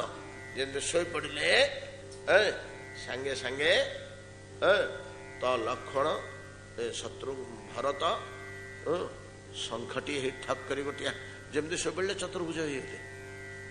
ଯେମିତି ଶୋଇପଡ଼ିଲେ ଆଉ ଯୋଉଟେ ହାତ ବାହାରି ପଡ଼ିଲା ଚତୁର୍ଭୁଜରୁ ଇଏ ଗୋଟିଏ ଶଙ୍ଖ, ଶତ୍ରୁଘ୍ନ ସାଙ୍ଗେ ସାଙ୍ଗେ ଗୋଟିଏ ଗଦା, ଧନୁଟି ଆଉ ଶରଟି ତ ସବୁବେଳେ ଥାଏ ଧନୁର୍ବାଣ ହାତରେ, ସେ ଦୁଇଟି ପଦ୍ମ ଆଉ ଚକ୍ର।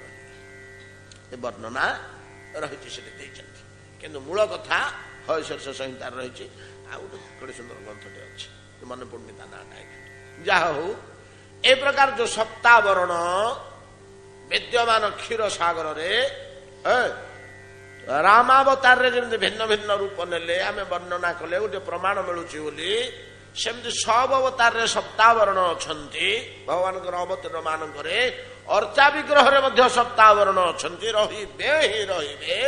ରତ୍ନ ସିଂହାସନ ଉପରେ ଆମେ ପାଇବା ତ ଅନନ୍ତ, ଗୋବିନ୍ଦ, ଶକ୍ତି, ସୁଭଦ୍ରା, ଚକ୍ର, ସୁଦର୍ଶନ, ଶ୍ରୀଦେବୀ, ଭୂଦେବୀ, ନୀଳମାଧବ। ଆଉ କିଏ ଅଧିକା ଆଉ ତାପରେ ସ୍ଥାପିତ ହେଇପାରିବେ ସପ୍ତାବରଣ ପାଇଁ। ଏ ରହସ୍ୟ କଣ କମ ରହସ୍ୟ କି? ବହୁତ ଗୁଡିଏ ଶାସ୍ତ୍ର ଦରାଣ୍ଡିଲେ ଜଗନ୍ନାଥଙ୍କ ରହସ୍ୟ। ଯଦି କିଏ ମଣିଷ ପଣ୍ଡିତ ମାନେ ବସିକରି ଆକୁ କଳ୍ପନା କରି ତିଆରି କରିଥିବେ, ଏ ତ ସ୍ୱୟଂ ସମ୍ଭୂତ, ସେଇଟା ନୁହଁ। ତଥାପି ଏଟା କହୁଛି କଥାକୁ। ସିଏ ବିଦ୍ୱାନ ମାନଙ୍କର ଜ୍ଞାନକୁ ଆଉ ଜ୍ଞାନ ନାହିଁ ଆଜ୍ଞା। ଯେତେକ ସନାତନ ଶାସ୍ତ୍ର, ଆର୍ଯ୍ୟ ଶାସ୍ତ୍ର ସବୁତକର ସାର ଚିପୁଡ଼ି ଆଣି ସବୁତକ ନିୟମ ଏଠି ଗଞ୍ଜିଛନ୍ତି। କୌଣସି ଶାସ୍ତ୍ରର କୌଣସି ଗୋଟିଏ ସିଦ୍ଧାନ୍ତ ଆପଣଙ୍କର ଏଠି ନଥାଇକିରି ଆପଣ ପାଇବେନି। ସାଧାରଣ କିଏ ଗବେଷଣା କରୁଛି ଗୁଡାକ ଏତେ? ଶାସ୍ତ୍ର ବାଟେ ଶାସ୍ତ୍ର, ଜଗନ୍ନାଥ ବାଟେ ଜଗନ୍ନାଥ। ଆମର ଘିଅ ନଣ୍ଡା ଯଦି ଭଲ ହେଲା ଆମେ ଭଲ। ଯାହା ହଉ ସେତକ କମ କଥା ନୁହେଁ। ଶୀତକ ଲୋଭ ଯଦି କାହାର ଅଛି ମହାପ୍ରସାଦ ପ୍ରତି, ସିଏ ମଧ୍ୟ ଭଗବତ କୃପା ପାଇଛି। ଚଣ୍ଡାଳ ଏମିତି କେତେ ଅଛି ମହାପ୍ରସାଦ ପ୍ରତି ମଧ୍ୟ ଲୋଭ ନାହିଁ। ଯାହା ହଉ ଛାଡ଼ନ୍ତୁ।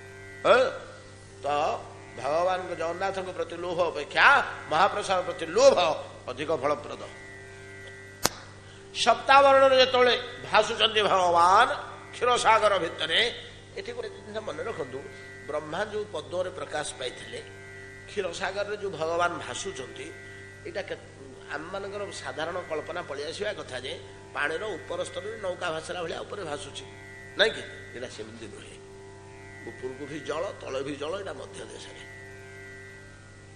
ब्रह्मांगर मध्य से अवस्था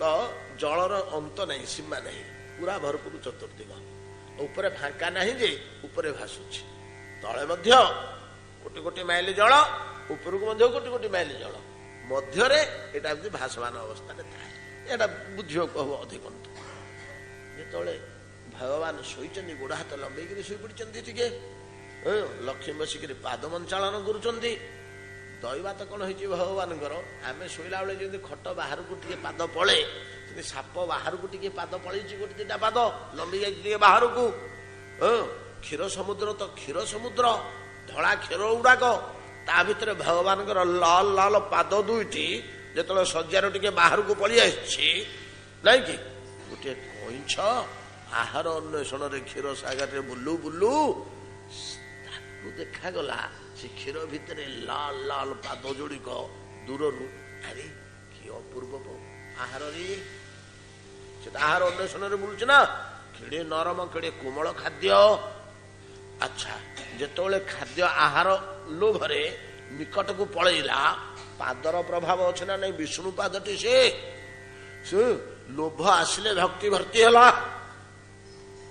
बाटे आसु काली पर आलोचना करते बाटे हूँ पाप पुण्य से कि ना संबंधटा आग रखे संबंधटी आग रख तोर मनुटा से संलग्न ही रहा कि कह कौ बाटर लगला सी शत्रु भाव लागू कि मित्र भाव लागू फल एका तो जो मन लगिगला पादरे आहार लोभरे लोभ होगला पादर शक्ति प्रकाश पाइला परम भक्ति परिपूर्ण होगला तो खुशी होगला कच्छप मनरे से खुशीटा हम से जागतिक खुशी नुह एटा आध्यात्मिक प्रेमटा भक्ति पूरा भर्ती हो भितर टे घसी से पादरे टे चुम्बन देदेवी से पादरे बोली जमी मुह बढ़ई देछि चुप रख लक्ष्मी मुंड पटकू जाऊनु केते खुंपिबू कान नाक दीटा खाई पड़ा तू मना करुछि पाद छई पारिबुनी मां मु खाली घसी टिके खाली मुहटा लगेदेवी गोटे थर टिके मुहटा लगेदेवी स्पर्श लोभ दर्शन पर लोभटा स्पर्श को आसी लोभर कौन सीमा अच्छे कि लोभर सीमा नहीं ना स्पर्श करदेवी लक्ष्मी कौन सी मत करदेले नहीं भगवान कहले जलचर जीवटे केड़े विकल होकर कांदुची केड़े आर्त भाव कहूची छुई दू कौन होगला भगवान अधिकार नहीं निज पादना देदेवा रे कंच छु नाई से पाद जोड़िक संपूर्ण अधिकार जो क्षीर शयन क्षीर शयन अच्छा भगवान लक्ष्मी अणुए भाग से क्या दबा सी राजी नुह ना मुझे देविनी आज कंच टे नब काली माछ नब परदिन किम्भीर नब तार ब्रह्मा आसवे तार शंकर आसवे समस्त तो बाटिके ने मु कौटा मो पाखे रहा नहीं करदे आज्ञा शुणिले है पूरा मना करदे कंचटी जो दुख मनरे से फेरला भगवान रह रे ता आखि आगे ते दीटा आग पाद देवी दुख करना बापा जा भगवान कहते भगवान कहते से कच्छप परवर्ती काल रे आसी पहुंचला उठी नाविक रूप राम को गंगा पार कला बेले सेठी अछंती सीता पाखरे ठिया होइचंती लक्ष्मण छिड़ा होइचंती नहीं कि कहला आउ किछि दरकार नहीं पाद दिटा दियंतु राम कहले आखि बुझे ने तो इच्छा अनुसार नहीं से पूर्वोक्त बरटी एठी काम दउछि नाविका आउ किसी चाहिलानी काहाकू तो एक कथा कहि नथला बर 2 दंडा पकेब अन्य लोक कहले तुमको नई रे पार करी पुणी आ तुम गोड़ धोबी नहीं कि अन्य लोक होते कौन भी से कहला मोर आ किसी दरकार नहीं मु पाद तो टिके धोईदेवी यथेष्ट से संस्कार ये काम कर नाविकर मन न जीव तो कि ईश्वर कुआड़े भूल से ठीक जगह आनिक पहुंची गोसाई जी से गुड़िक शास्त्रोक्त कथा खंजी अनेक रहस्य रही जाऊँ ना एति टेक्निक ट्रिक देकर पलि से खोजिक बाहर करने हम गोटे पद लिखी स्वर ठाटे से सुने के बट के बयन प्रेम लपटे अट बटे बिहसे करुणा एन एन कहले नयन एटा भोजपुरी भाषा चितई जानकी लखन तन सोरठा सुने के बट के बयन प्रेम लपटे अटपटे बिहसे करुणा एन चितई जानकी लखन तन सोरठा परस्पर को परस्पर मिशिबनी बयन कहले बाणी सुनी के बट के बयन केउटर बाणी शुणी के बट के बयन कि प्रकार बाणी ना प्रेम लपटे अटपटे प्रेम रे जोटा लटपट होती तेंतुली चकटिला भाया आम तेंतुली चकटी देले जमी तेंतुली रसरे मंजी गुड़ाक लटपट होए से प्रेम रे या मनटा लटपट हो पाद प्रति लोभ आसी सौभाग्यवश तो सुने के बट के बयन प्रेम लपटे अटपटे बिहसे करुणा एन हसले एते दिन के तते देथिबा कथा रुमु मुक्त हली नहीं कि शेष जगह आसी पहुंची किंतु टिके सीतांग आड़ को चाहिए टिके लक्ष्मण आड़ को चाहिए दिहेंदी पटे अच्छा तो क्यों तुम्हें तो पाद दबा कथा दब ये दी जन को कहीं चाहूच देखे नहीं करूँ परा तू चल जल चाहिदा दीटा पाद ताकू देवी से भोग कर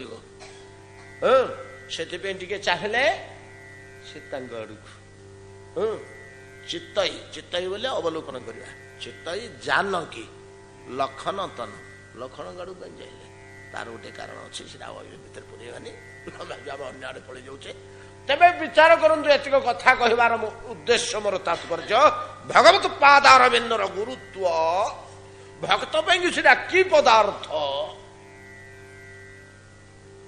भगवान सर्वांग परम सुंदर हेले ब्रजांगना मान पाद जोड़िक कि प्रकार गुरुत्वपूर्ण और मूल्यवान जिनिस पाद जोड़िक पूर्व जा पादर कथा पूर्व जा भक्तटा कौन चाहे जो कोटि कोटि जन्म धरिक माने किए कु बाटर भगवान भक्ति लाभ करी गोपी आसन को गले बोली आम कथा होते किए केमी जाइए किए शास्त्र भगवान स्वरूप पाइला जोगी ध्यान भगवान देख पाद प्रति लोभ आसला रामायण रे वर्णना अच्छी मूल वाल्मीकि रामायण रे दंडकारण्य ऋषि माने सीता और राम को देखी अरण्य भितर जो से कौतुक करुले अरण्य भितर निर्जन स्थान तो राम और सीता बड़ कौतुक करुछंती तो सीता दिने दुखरे कहले अरण्य भितर बसचंती राम को दुखरे कहले कहले की कथा बोइले सीता सीतांशु मुखी एक दिने अति दिन हुई उपेन्द्र भंजन लेखा वैदेश विलास सीतांशु मुखी चंद्रमुखी सीतांशु कहले चंद्रमा अंशु कहले किरण तो शीतल समय है कि बेसी पार है बोले सीता सीतांशु मुखी एक दिने अति दिन होई बिही बिहिला वनवास बासरे नृपति हेबार जाई गोटे दिन भितर राजा हबार एकाथर वनवास विश्वरी न पारी अविधि विधि की पाई बुलाई विधि କିନ୍ତୁ ଅବିଧି ଗୁଡାକ ଯିଏ କରୁଛି ରାଜା ହେଇକିରି ସିଂହାସନରେ ବସିଥାନ୍ତେ ସେଇଦିନ ହିଁ ବନବାସ। ଯୋଉଦିନ ରାଜା ହେବାର କଥା 4 ଦିନ ଡେରି କରିବାକୁ ମଧ୍ୟ ତାକୁ ବେଳ ନାହିଁ। ଯୋଉଦିନ ସିଂହାସନରେ ବସିବା କଥା ସେଇଦିନ ହିଁ ବନକୁ ଯିବୁ। ବିସରି ନ ପାରି ଅବିଧି ବିଧି କି ପାଇଁ ବୋଲାଇ ବିଧି। କାହିଁକି ବିଧାତା ବୋଲି ତାକୁ କହୁଛନ୍ତି ଲୋକେ ଯେ ଅବିଧି ଗୁଡେ କରୁଛି। କଣ ଅବିଧି କଲାରେ? ସୀତା ରାମ ପଚାରିଲେ ନା ଅବିଧି କରୁନି? ବିଳସାଇ ଯଥା ଅଳକା ତେଜାଇ ଈଶ୍ୱରଙ୍କୁ ସମସନେ ବିଷ୍ଣୁଙ୍କୁ ରତନ ପଲଙ୍କ ଛଡାଇ ଜଡାଇ ସର୍ପ ଶୟନେ। କେତେ ସୁନ୍ଦର ଲେଖା। ତା ଶିବଙ୍କୁ ବଣରେ ବୁଲଉଛି ଆଡା ଅବିଧି ନା ଆଉ କଣ? ଯେତେବେଳେ ଏଇ ପ୍ରକାର ଭାବରେ ବେଶୀକିରି କହିଲେ ସେତିକିବେଳେ ରାମ କହିଛନ୍ତି ଗୋଟେ ଛାନ୍ଦ ପୁରା ଗୋଟେ ବିଚିତ୍ର ସାହିତ୍ୟ ରସ। ପରିଶେଷରେ କହୁଛନ୍ତି ବିଜନ ସ୍ଥାନ ବୋଲିଟି ତୋତେ ମୋତେ ବନେ ବିହରାଇ ରଙ୍ଗେ। ବହୁତ ଗୁଡେ ତ କଥା ଅଛି, ଆମର ବେଳ ହେଇଗଲାଣି ଆଲୋଚନା କରିବାକୁ ନାହିଁ। ତାର ଅନ୍ତିମ ପଦଟିରେ କହିଛନ୍ତି ବିଜନ ସ୍ଥାନ ବୋଲିଟି ତୋତେ ମୋତେ ବନେ ବିହରାଇ ରଙ୍ଗେ। ଦୈବ ଆମର ପରମ କଲ୍ୟାଣ କରୁଛି। ଆମେ ଯୋଉ ପ୍ରେମରେ ଯୋଉ ସ୍ନେହରେ ନିର୍ଜନ ଅରଣ୍ୟରେ ପ୍ରାକୃତିକ ପରିବେଶ ଭିତରେ କୋଠି ପାହାଡ କୋଠି ନଦୀ କୋଠି ବୃକ୍ଷ କୋଠି କୋଠି କୁସୁମ କୋଠି କୁଞ୍ଜ କୋଠି ମୃଗ କୋଠି ମୟୂର ନାଇଁ କି ଏ ଭିତରେ ଯେ ଆମେ ବିହାର କରୁଛେ ଏଟା ଆମେ ଅଯୋଧ୍ୟାରେ ପାଆନ୍ତେ? ନିର୍ଜନରେ ଅରଣ୍ୟ ଭିତରେ ଯୋଉ ଉପଭୋଗ ଏଟା ମିଳନ୍ତା? ଏ ଦୃଶ୍ୟ ଗୁଡିକ ଯେତେବେଳେ ଦେଖି ପକେଇଲେ ମୁନି ଋଷି ମାନେ ଚମତ୍କୃତ ହେଇଗଲେ। ବୋଲେ ଆରେ ଆମେ ତ ବ୍ରହ୍ମଙ୍କୁ ଜାଣିଛୁ ଚିହ୍ନିଛୁ, ଏଟା ତ ପରମ ବ୍ରହ୍ମ ପୁରୁଷଟା, ତାର ଦର୍ଶନ ପାଇଗଲୁ। ଧ୍ୟାନ ଅବସ୍ଥାରେ ଆମେ ଯାହାକୁ ସବୁବେଳେ ଦର୍ଶନ ପାଉ ଇଏ ପ୍ରତ୍ୟକ୍ଷ ରୂପ ହେଇକିରି ଅଛି ତାକୁ ଦେଖିଲୁ। କିନ୍ତୁ ଏଇଟା କିଏ ତା ପାଖରେ? ଏତିକି ଗଭୀର ସମ୍ବନ୍ଧ ତା ସାଥିରେ ଯୋଡ଼ିଲା କୋଉ ବାଟେ କେମିତି? କଣ ଇଏ ତପସ୍ୟା କଲା ଯେ ଏତେ ନିକଟବର୍ତ୍ତୀ ହେଇପାରିଲା ବ୍ରହ୍ମର? ଆମେ ବ୍ରହ୍ମକୁ ହାତରେ ଧରି ଖେଳଉଛୁ କିନ୍ତୁ ଏତିକି ସମ୍ବନ୍ଧ ତ ଆମର ଯୋଡି ହେଇପାରିନି ତା ସାଥିରେ। ହେଲା ଲୋଭ ଆଉ କଣ? ଯେମିତି ଏଇଭଳିଆ ଇଏ ଯେମିତି ପାଇଲା ପରମ ବ୍ରହ୍ମଙ୍କୁ, ଆମେ କେମିତି ପରମ ବ୍ରହ୍ମଙ୍କୁ ପାଇବୁ ଇତ୍ୟାଦି। କିଏ କୋଉ ବାଟରେ ଲୋଭ ପ୍ରାପ୍ତ ହେଇଛନ୍ତି? ଭଗବତ ପାଦାରବିନ୍ଦ ପ୍ରତି କାର କୋଉ ବାଟରେ ଲୋଭ ସୃଷ୍ଟି ହେଇଛି? କିଏ ଧ୍ୟାନସ୍ଥ ଅବସ୍ଥାରେ, କିଏ ସେ ଶ୍ରୁତି ପୁରାଣ ମାନଙ୍କରୁ ପଢିକିରି, କିଏ ସେ ପ୍ରତ୍ୟକ୍ଷ ଭାବରେ ଦେଖି ଲୋଭଟା ଆସିଲା ପରେ ଯେତେବେଳେ ଗୋପୀତ୍ୱ ପ୍ରାପ୍ତ ହେଇଗଲେ, ଏଇ ଯୋଉ ଶତ ଶତ ଜନ୍ମର ପୂର୍ବକ୍ତ ତାଙ୍କର ସବୁ ଅଭ୍ୟାସ ଥିଲା, ସାଧନା ଥିଲା, ଏ ସାଧନାରେ ଏମାନେ କଉଟାକୁ ସ୍ମରଣ କରୁଥିଲେ ବେଶୀ? ଭଗବାନଙ୍କ ପାଦାରବିନ୍ଦ ନା ଆଉ ନାଇଁ କି? ଭଗବାନଙ୍କ ପାଦାରବିନ୍ଦ ହିଁ ସମସ୍ତଙ୍କର ସ୍ମର୍ତ୍ତବ୍ୟ ନା ଆଉ? ଗୋବିନ୍ଦ ପାଦାରବିନ୍ଦ ଆଉ। ଏଇ ଯୋଉ ଅଭ୍ୟାସଟା ରହିଛି କୋଟି କୋଟି ଜନ୍ମ ଧରି ଭଗବାନଙ୍କ ପାଦ ପ୍ରତି ଲୋଭ, ଗୋପୀତ୍ୱ ପ୍ରାପ୍ତ ହେଲା ପରେ ମଧ୍ୟ, ଭଗବାନଙ୍କର ସ୍ୱରୂପଟାକୁ ପାଇଗଲା ପରେ ମଧ୍ୟ ପୂର୍ବ ସଂସ୍କାର ଅନୁସାରେ କେବଳ ପାଦ ଯୋଡିକ ଅଧିକ ଲୋଭନୀୟ ତାଙ୍କର ହଉଛି ସିନା। ତେଣୁ ଶ୍ୟାମ ସୁନ୍ଦର, ତୁମେ ଯେତେବେଳେ ଅରଣ୍ୟକୁ ବାଛୁରୀ ମାନଙ୍କ ସାଥିରେ ଚାଲିଯାଅ, ଆମ ଆଖି ଆଗରୁ ଅଦୃଶ୍ୟ ହେଇଯାଅ, ଅରଣ୍ୟ ଭିତରେ ସେ ପାଦର ଅବସ୍ଥା କଣ ସେଗୁଡାକ ଚିନ୍ତା କରି କରି ସନ୍ଧ୍ୟା ପର୍ଯ୍ୟନ୍ତ ଆମେ ମରୁ। କଣ ହେଇଥିବ ସେ ପାଦର ଅବସ୍ଥା? ଚଳସି ଯତ ପ୍ରଜାତ ଚାରୟନ ପଶୁନ ନଳିନ ସୁନ୍ଦରଂ ନାଥତେ ପଦଂ ନଳିନ ସୁନ୍ଦରଂ ନାଥତେ ପଦଂ ଶିଳ ତୃଣାଙ୍କରେ ସିଦତି ତିନ କଲିଳ ତାଙ୍ଗ ମନ କାନ୍ତ ଗଚ୍ଛତି। ହେ କାନ୍ତ, ଅସ୍ମାକଂ ମନଂ କଲିଳତାଂ ଗଚ୍ଛତି। କେବଳ ସେ ଗୋଟିଏ ସ୍ମରଣ ସ୍ମୃତି ଆମର ଚିନ୍ତନ। ମନରେ ବିପୁଳ ଦୁଃଖ ଯେ ସେ ପାଦ ବର୍ତ୍ତମାନ କୋଉଠି ପଡୁଥିବ? ପଥରରେ, କଙ୍କରରେ, ଖର୍ବରେ, କଣ୍ଟକରେ, ଅଙ୍କୁରରେ, ବୁଦାଲତାରେ, ଆବୁଡା ଖାବୁଡା ସ୍ଥାନରେ, କଠୋର ଗୋଡି ଉପରେ, କୋଉଠି ସେ ପାଦ ବର୍ତ୍ତମାନ ଥିବ? ଆଉ କି ଯନ୍ତ୍ରଣା ହଉଥିବ? ପାଦକୁ ଯନ୍ତ୍ରଣା ହଉଛି କି ନାଇଁ ଆମେ ଜାଣୁନା, କିନ୍ତୁ ପାଦକୁ ଯେତିକି ଯନ୍ତ୍ରଣା ହଉଥିବ କି ନ ହଉଥିବ ତାର କୋଟି ଗୁଣ କାଳ୍ପନିକ ଯନ୍ତ୍ରଣା ଆମେ ଅନ୍ତଃକରଣ ଭିତରେ ଭୋଗୁଥାଉ ଦିନ ତମାମ। ଏଣୁ ନିରନ୍ତର ଆମକୁ ଦୁଃଖ ଦବା ହିଁ ତୁମର ଧର୍ମ ଶ୍ୟାମ ସୁନ୍ଦର। ये श्लोक आउ टिके काली स्पर्श करदे आमे परवर्ती श्लोक को जीवा एतिक आज भागवत विश्राम करते।